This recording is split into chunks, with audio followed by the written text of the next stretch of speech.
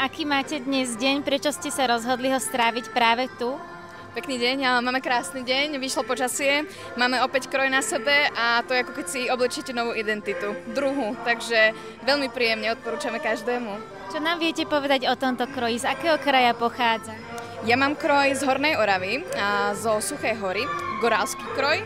A zaujímavé na ňom je, že tieto košele sa už vôbec nevyrábajú, veľmi málo, pretože sú veľmi zložité na vyšívanie, takže je mi cťou ho mať na sebe. Mám ho požičaný od jednej krojárky, Betky Pukačovej, zo Širokej, a tak to možno aj pozdravím a ďakujem za požičanie. Máš kroj z rovnakého kraja?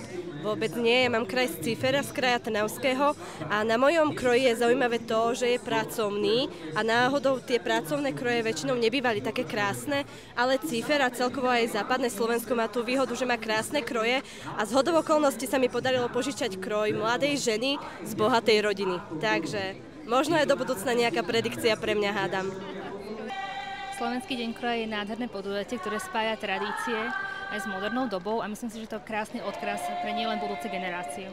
Aký máte na sebe kroj? Je to nevesta? Je to nevesta, je to svadobný kroj z Detvy. Detviansky. Chcem sa spýtať, vy patríte medzi mladšiu generáciu, vnímate, že ten záujem o kroj upadá, alebo naopak možno, že naberá? Ja pochádzam zo Živeny, najstaršieho ženského spolku na Slovensku, kde vlastne tradície sú našou súčasťou, čiže snažíme sa ho aj takouto formou propagovať. Na čo sa najviac tešíte z programu? Na naše vystúpenie. A sledujete aj iné folklórne súbory? Samozrejme, myslím, že dnes to bude úplne krásne, že každé jedno vystúpenie bude stať za to.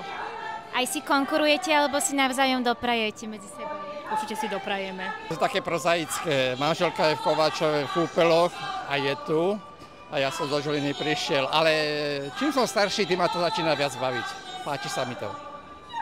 Tie kroje, tance, spevy, aj mladí ľudia odetí v krojoch, je to vzácnosť? Je to vzácnosť, bo ich tu strašne málo a práve sme hovorili, že jak je tu nedostatok tých mladých, všetko, chvála Bohu, oblečení starší ľudia, ale aj to je pekné. Tá mladosť má sa iné záujmy. U vás doma sa tradovalo kroj alebo skôr, nie? Trafili ste dobre, moja mama celý život vyšívala kroje. Keby bol čas, vám to ukážem, mám to v mobile. Máme autentické kroje trnavské a niekoľko desiatok výšivok do kostola, kamarátom, na prezentácie akékoľvek. Takže trafili ste. Takže také rodinné dedičstvo. Je to uložené, ale neviem, či vnúčka to bude nosiť. Každopádne z generácie na generáciu sa asi bude odovzdávať. Neviem, žijú v prostredí inom a to prostredie určuje hodnoty, žiaľ. Slovenska, milujeme tento kroj, milujeme naše tradície a tešíme sa na každý rok, keď sa tu môžeme zúčastniť. Sme tu ako jedna veľká, krásna rodina Slovenska. Z akého kraja pochádzate? My sme z Tekovského regiónu, obec Rybník. Takže aj váš kroj pochádza z tohto kraja. Priamo z Rybníka, hej. Je veľmi zdobený, znamená to, že to bol bohatý kraj? Áno, je veľmi zdobený blingáčami a stužkami peknými, rohatým čepcom. Vidím, že máte prekrásne tieto krajované šatky. Je to asi nejaké rodinné dedičstvo?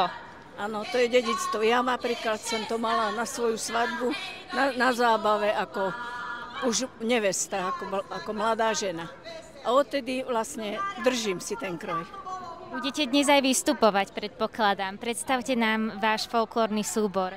Voláme sa folklórna skupina Krivín z Rybníka a sme tu už štvrtýkrát, dokonca štvrtýkrát vystupujeme a v Lani sme boli ako najkrajší kroj vyhodnotené, takže nás to teší a určite sa vrátime aj na rok.